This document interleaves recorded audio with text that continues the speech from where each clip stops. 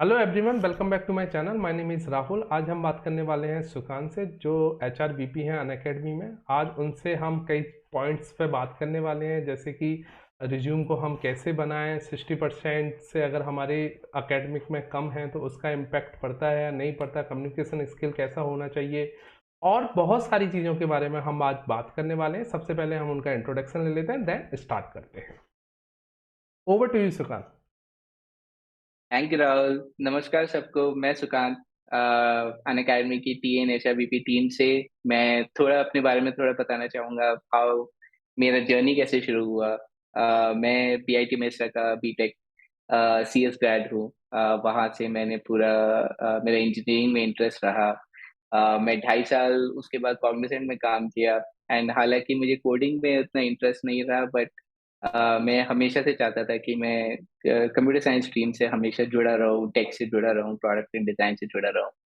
तो उसके बाद मैंने स्टार्टअप्स, मल्टीपल स्टार्टअप्स में जॉब्स किए, जिसमें एक एनालिटिक्स का काम किया, एक में फिर मुझे एक जर्नलिस्ट का प्रोफाइल मिला, जिसमें मेरा बहुत सारे एक्सपेरिमेंटेशन का मौका मिला in HR, in strategy, in other things as well. तो उसके बाद मैं एक कंसल्टेंसी में काम किया 1.5 साल, जहाँ पे मैंने बहुत इंडस्ट्री लेवल पे रिक्रूटमेंट सीखा, और जाना कि फ्लिपकार्ट, ब्राउजर स्टैक, ऐसी ऐसी बड़ी बड़ी कंपनीज कैसे हायर करती है। एंड यही सब एक्सपीरियंस मुझे अन अकेडमी में ज्वाइन करने के बाद बहुत फायदेमंद रहा। कि सिर्फ यही नहीं कि हायर कैसे करना है, बट काफी इंटरव्यूअर्स, कैंडिडेट्स को कोच भी कैसे करना है, इन हेल्पिंग देम इंटरव्यूज के लिए तैयार कैसे होना है। वहां से मैंने पुणे वाली कंपनी में भी कैंपस हायरिंग करी थी, अन अकेडमी में भी मैंने कैंपस हायरिंग करी। स्टूडेंट से मेरा लगातार इंटरेक्शन रहता है कि मुझे बच्चे मैसेज करते रहते हैं कि उनके रेज्यूमे कैसे रिव्यू करें, ये सब करें। तो मैं यही सब चीजें आज आप सबके साथ शेयर करना चाहूंगा इस प्लेटफॉर्म पे जो राहुल ने क्रिएट किया है। Thank you Sukanta. सुकांत, मेरा पहला क्वेश्चन ये है कि जैसे कि फ्रेशर्स जो होते हैं, वो कई ऐसे कॉलेज होते हैं कि उनको जॉब्स नहीं मिल पाती हैं, तो वो ऐसे ऑफ कैंपस कैसे अप्लाई करें कि उनको आसानी से जॉब मिल जाए। तो कोई तरीका होता होगा ऑफ कैंपस अप्लाई करने का, तो थोड़ा सा उसके बारे में आप बताओ। जी राहुल, बहुत बार होता है कि हमारी जो ड्रीम कंपनी रहती है वो कैंपस में आती है, कभी कभार हमारे लिए एग्जैक्टली वो रोल नहीं होता है, या उनके जो ऑन कैंपस के ऑफर्स भी रहते हैं वो ऑफ कैंपस से काफी अलग रहते हैं। एंड मैनी टाइम्स हम लोग को, not just dream companies, but काफी बार बच्चे एक ऑफर में फंस जाते हैं, एंड वो फिर बाकी कंपनीज में बैठ नहीं पाते। तो इस सिचुएशन में हमेशा ऑफ कैंपस ट्राई करना चाहिए। एंड इवन इफ आपको अच्छा कंपनी का ऑफर मिल गया है, आपको फिर भी ऑफ कैंपस में ट्राई करना चाहिए। And, हमेशा लिंक्डइन को तो हमेशा ही यूज करना चाहिए। Don't use just like basic cold outreaches, कि जो लिंक्डइन मैसेज को बेसिक बना के, बेसिक टेम्पलेट बना के दे देता है आपको, वो बिल्कुल नहीं। आपको कस्टमाइज करना है कि उस कंपनी के लिए आपको क्यों इंटरेस्ट है, इस रोल में क्यों इंटरेस्ट है।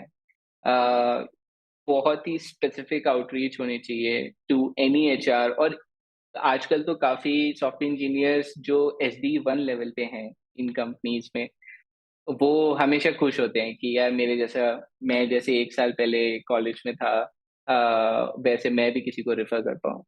तो अच्छा। हमेशा ऐसे सॉफ्टवेयर इंजीनियर्स को आप हमेशा रीच आउट कर सकते हैं। They will always be happy to refer you. अच्छा।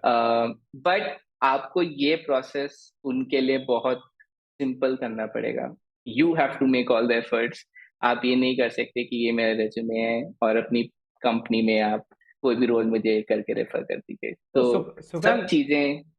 हाँ सुगन, मेरा क्वेश्चन ये है कि लाइक जैसे कि फ्रेशर्स होते हैं तो उनको एक साइट्स नहीं पता है या प्लेटफॉर्म नहीं पता है जहाँ जाके वो अप्लाई कर सकते हैं। जैसे कि आपने एक बताया लिंक्डइन, जैसे कि नौकरी भी होता है, तो नौकरी के थ्रू भी हम अप्लाई कर सकते हैं क्या?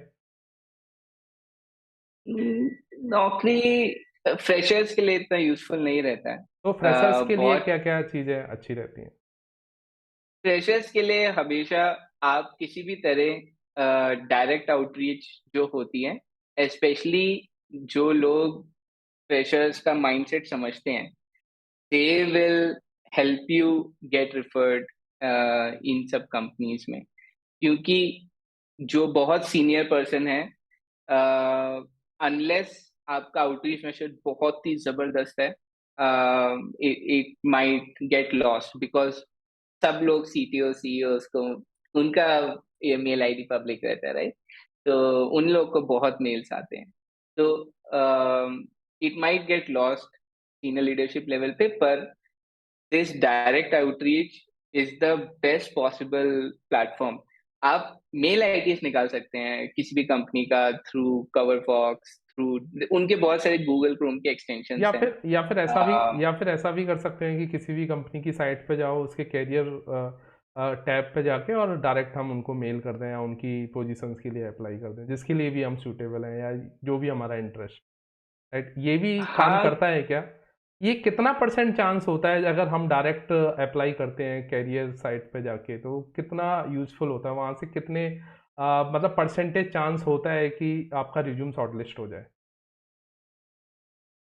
चांस तो होता है, पर थोड़ा कम रहता है, because first of all fresher level पे सबसे ज्यादा एप्लीकेशंस रहते हैं किसी भी कंपनी के किसी भी रोल पे, वेदर टेक और नॉन टेक। तो उस लेवल पे बहुत सारी एप्लीकेशंस आती हैं। Many times it is not possible for a recruiter और हुएवर जो हायरिंग मैनेजर है वो सब एप्लीकेशंस अच्छे से एक एक करके देख पाए। अच्छा।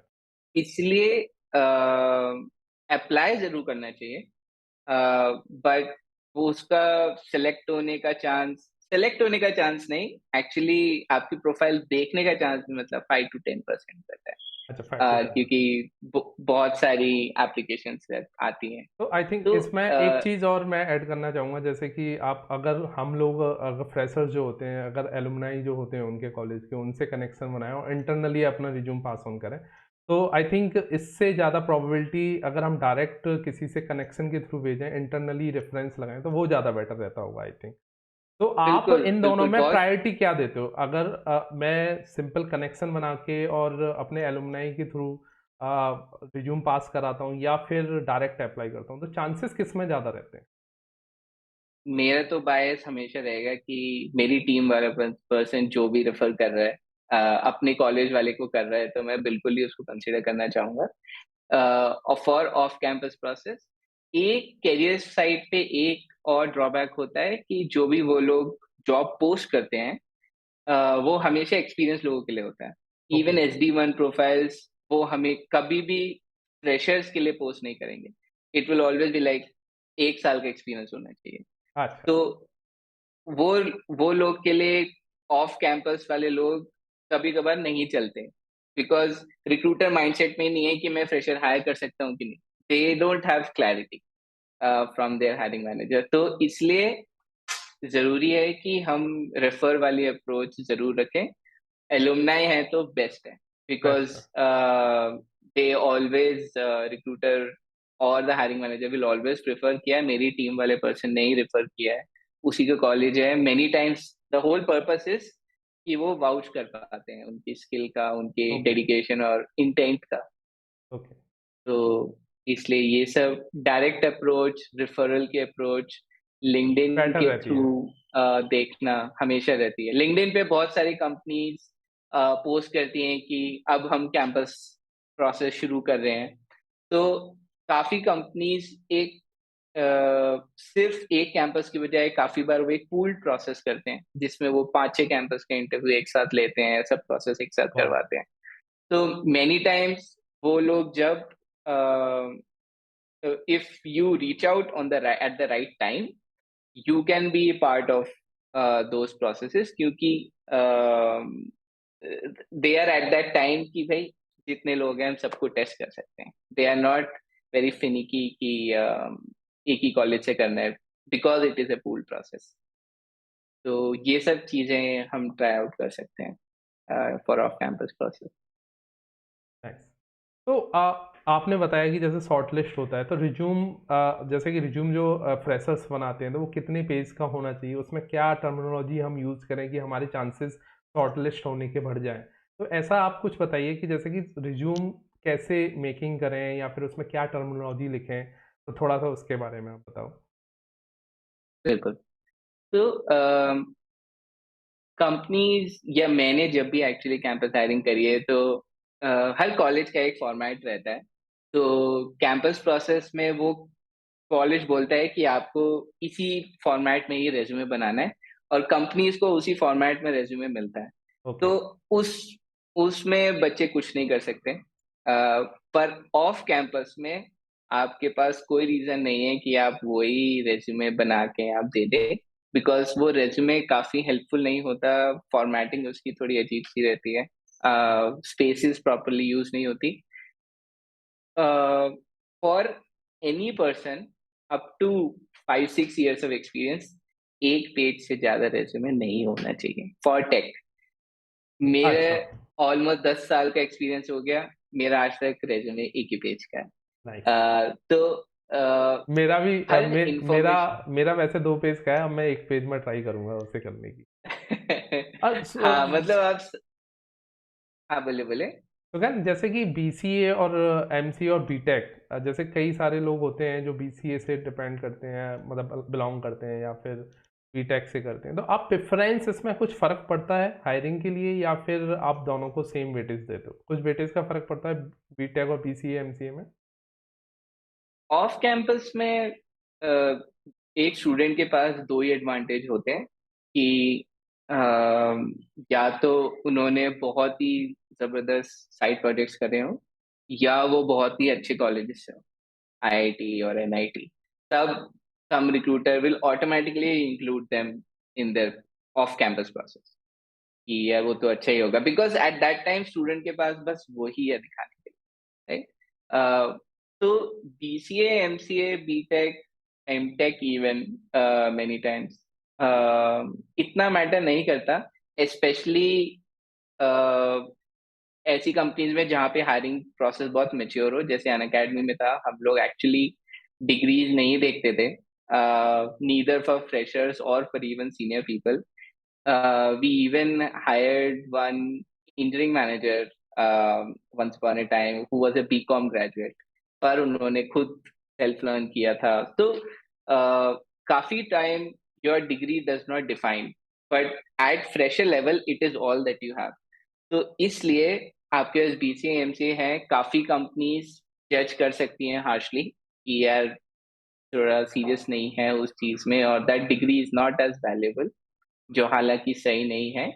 पर आपको उस टाइम पे एक्स्ट्रा एफर्ट दिखाने की, मेरा गिटहब प्रोफाइल ये है जिसमें मैंने साल भर कुछ ना कुछ एडिशंस करे हैं, मेरे ये साइड प्रोजेक्ट्स के लिंक्स हैं, हिरोकू के लिंक, आपने जहाँ भी होस्ट किया हुआ है वो आप उसके लिंक्स डालिए, जहाँ पे प्रोजेक्ट आपके अच्छे से एक्सप्लेन्ड हो, एक डेमो वाला वो हो कि अगर आपने एक सिंगल वेब पेज बनाया है तो it is not just code, क्योंकि रिक्रूटर को नहीं समझ में आएगा गिटहब में उसने क्या लिखा है, they might not even know correct. How to run it, yes, yes, है ना? करेक्ट, तो करेक्ट। आपको एक क्लियर डेमो वाला एक लिंक होना चाहिए जो आपने होस्ट किया हो।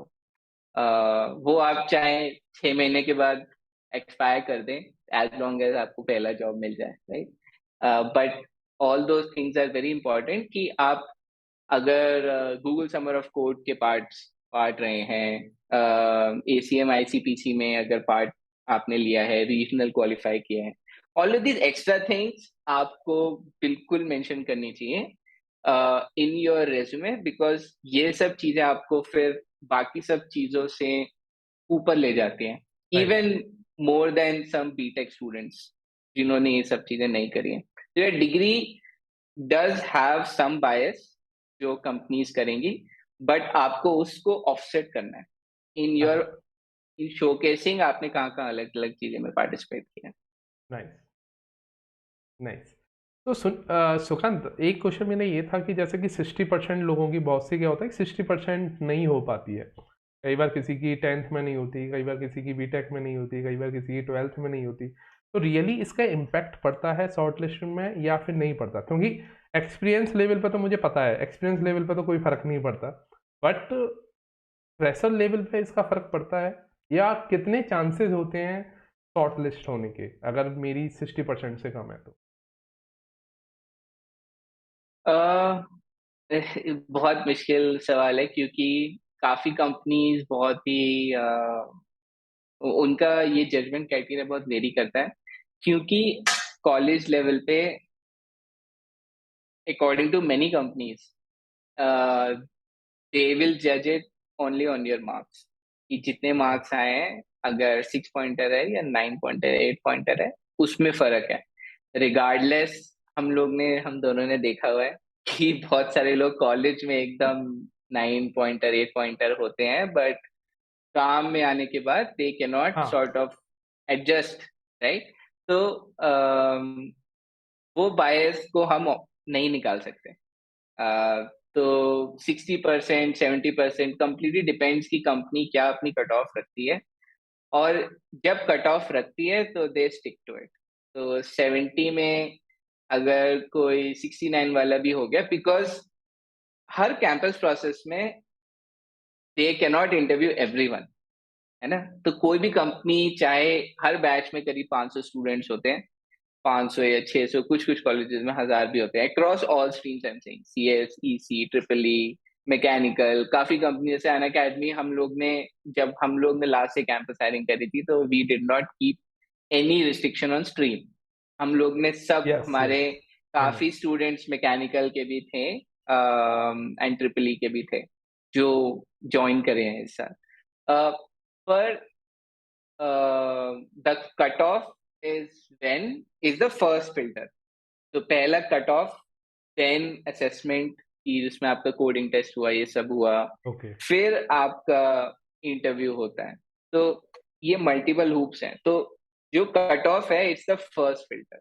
तो कट ऑफ से अगर आप नहीं निकल पाए, तो वो उसको ऑफसेट करना बहुत मुश्किल है in the campus process. Okay. आप एंड फिर आपको ऑफ कैंपस सेम कंपनी में ट्राई करना पड़ेगा कि मैं ऐसे नहीं कर पाया आपके परसेंटेज के क्राइटेरिया के कारण, पर this is why I am more valuable then your criteria. ये आप डिफरेंट रीजंस दिए, तो जो मैंने ऑफ पहले ऑफ बताया। कैंपस में ये फर्क पड़ता है कि ऑफ कैंपस में मतलब क्राइटेरिया कम रहता है और ऑन कैंपस ज़्यादा रहता है, ऐसा कुछ होता है क्या? ऑन कैंपस में हमें क्राइटेरिया स्ट्रिंजेंट रखना पड़ता ओके। है। It can not be subjective, क्योंकि 500 स्टूडेंट्स का हम नहीं देख सकते कि किसी का 69.8 है तो चलो ले लेते ओके ओके। हैं, because it is just still the first step. तो फर्स्ट स्टेप में most of the companies are ruthless. तो सिक्सटी मीन्स परसेंट है तो 69.91 वाला भी नहीं करेंगे, अगर 70% उन्होंने रखा है, फॉर एग्जाम्पल। तो इट इज इम्पोर्टेंट कि हम लोग इस चीज को, we cannot escape it, students cannot escape it. Okay. And मेरा लास्ट क्वेश्चन है, जैसे कि कम्युनिकेशन स्किल काफ़ी ज़्यादा देखी जाती है, तो कम्युनिकेशन स्किल का फ़र्क पड़ता है इंटरव्यू में? जो कि एचआर राउंड होता है, बहुत से क्या होता है, टेक्निकल अच्छा होता है बट एचआर राउंड में वो निकल जाते हैं ड्यू टू कम्युनिकेशन स्किल की वजह से, तो इसका फ़र्क पड़ता है क्या? फर्क पड़ता है, पर many companies won't judge you on कि आप इंग्लिश कितनी अच्छी बोल रहे हैं या नहीं, क्योंकि इंग्लिश हमारी मातृभाषा तो है नहीं। It's our secondary language, hmm. It's professional language. किसी की भी पॉलिश नहीं होती, मैं भी आज तक काफी बार भूल जाता हूँ, स्ट्रगल करता हूँ। तो बहुत जरूरी है कि आप चाहे इंग्लिश फ्लुएंटली बोले ना बोले, आप जो समझाना चाह रहे हैं, कम्युनिकेशन स्किल इज, जो आप समझाना चाह रहे हैं वो दूसरा बंदा एज इट इज समझ रहा है। वो कुछ नाइस। इधर नहीं समझ रहा, वो कुछ उधर नहीं समझ रहा। तो वेदर आप लिख के वो दिखा रहे हैं, वेदर आप बोल के समझा रहे हैं, आप हिंदी इंग्लिश मिक्स करके बोल सकते हैं। आप इंटरव्यूअर को बोल भी सकते हैं कि I am not comfortable in fully comfortable in English, आप पहले ही बोल दें। तो hmm. The person will also understand कि चलो, मेंटली दे आर प्रिपेयर्ड कि I will have to make effort to understand this person in their native language, Hindi हो या दूसरी लैंग्वेजेस भी हो। नाइस। पर it is always important to be upfront about it, not be ashamed about it कि मुझे English अच्छे से नहीं आती। हम्म। यू हैव टू एक्सप्लेन कि मैं क्या बताना चाहता हूँ, वो पर्सन को अच्छे से समझ में आ रहा है कि नहीं, इसमें बिकॉज इसमें मैं भी कुछ सॉफ्टवेयर। ऐड करना चाहूँगा इसमें भी मैं भी। कि थोड़ा सा क्या होता है ना कि जब आप इंग्लिश अच्छा नहीं है तो आप क्लियरली बोल दो कि सर थोड़ा सा there is some problem and I am not good in English, तो वो बिल्कुल। अंडरस्टैंड करते हैं आजकल कंपनी में, तो वो थोड़ा सा चलता है। तो मतलब हाँ, आप इतना टेक्निकली आप स्ट्रांग होने चाहिए अगर टेक्निकल प्रोफाइल के लिए जाना है। तो वो डिपेंड बिल्कुल। करता है कि प्रोफाइल आपकी कैसी है। अगर आपकी प्रोफाइल टेक्निकल है तो इसमें डिपेंड नहीं करता कि आपकी इंग्लिश अच्छी होनी है, बट आपकी प्रोफाइल टेक्निकल नहीं है और आपको मतलब क्लाइंट के साथ बात करनी है, उनसे कम्युनिकेट, तो उस केस में आपको थोड़ा सा देखना पड़ता है। तो थैंक एक यू। और चीज दो, हम्म, हाँ, 2 पॉइंट्स और हैं कि इन दिस राउंड काफी एचआर वाले लोग, अगर एचआर पर्सन ले रहा है ये फाइनल राउंड, तो दे वुड वांट कि आपने कंपनी के बारे में अच्छे से रिसर्च करें। मुझे बेसिक पता होना चाहिए कि कंपनी का क्या बिजनेस है, कंपनी में कितने लोग हैं रफली, ये सब लिंक्डइन पे अवेलेबल होता है। मीन्स लिंक्डइन में मीन्स अबाउट पेज हम में जाओ सब। मीन्स कंपनी के बारे में जरूर पता कर लें इंटरव्यू देने से पहले, राइट? बिल्कुल, फाइनल राउंड से पहले कंपनी के बारे में पता होना चाहिए, सीईओ कौन है, सीटीओ कौन है।